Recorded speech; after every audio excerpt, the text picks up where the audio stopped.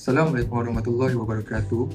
Jadi untuk student-student sembina, pernah tak anda terfikir boleh ke AI ni membantu kerja-kerja korang untuk menghasilkan idea ataupun merender hasil-hasil kerja korang?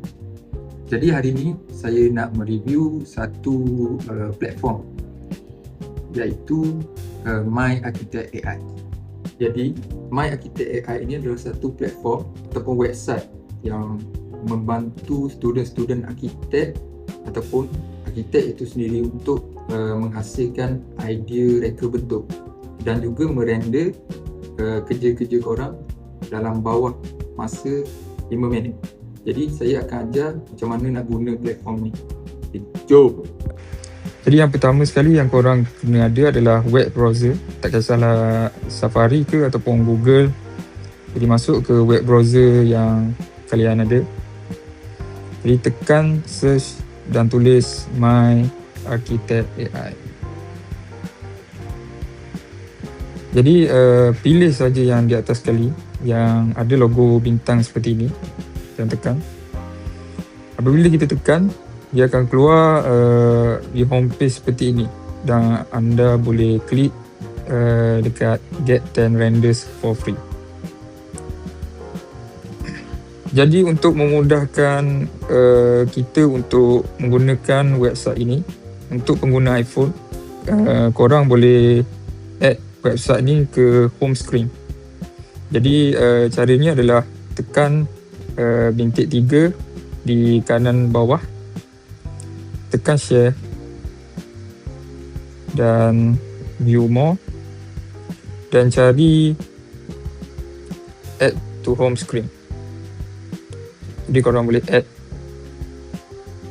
Jadi selepas korang add je website tadi ke home screen, korang boleh buka dia punya website ni ataupun app. Jadi tampilan muka hadapan dia macam ni. Jadi untuk render, korang akan tekan render ni. Dari sini korang boleh upload image. Jadi tak kisahlah hasil kerja korang tu dalam bentuk 2D ataupun 3D dalam SketchUp. Jadi di sini saya ada gambar 3D SketchUp.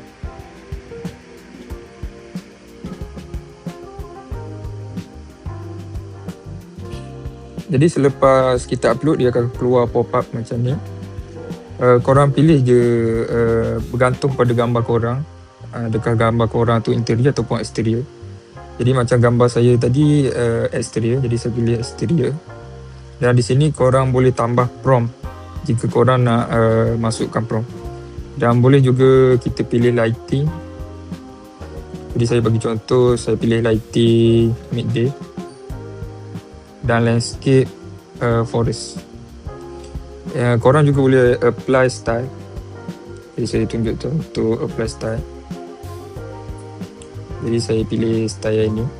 Dan korang juga boleh laraskan dia punya style strength kepada korang punya render tu. Jadi saya selepas tu tekan je apply style dan start render. Selepas siap, dia akan terus keluar macam ni. Jadi kita boleh tengok dia punya render tu. Jadi saya akan besarkan.